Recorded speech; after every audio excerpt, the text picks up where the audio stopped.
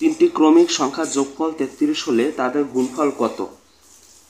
তো এখন আমাদের তিনটি ক্রমিক সংখ্যাগুলো বের করতে হবে যেগুলোর যোগফল 33 হয়। তো এটা করার জন্য আমাদের প্রথমে আমরা এটার গড় বের করব।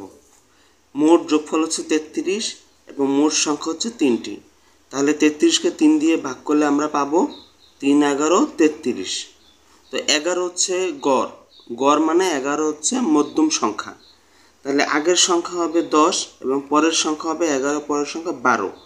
প্রশ্ন বলেছে তিনটি ক্রমিক স্বাভাবিক সংখ্যা, তাহলে তিনটি ক্রমিক স্বাভাবিক সংখ্যা এভাবে যে মধ্যম সংখ্যাটি 11, এর আগের সংখ্যা 10, এর পরের সংখ্যা 12। তাহলে 10 11 12 এই তিনটির যোগফলই হচ্ছে 33 হয়। তিনটির যোগফলই 33 হয়। কিন্তু আমাদের প্রশ্নে বের করতে বলেছে তাদের গুণফল কত।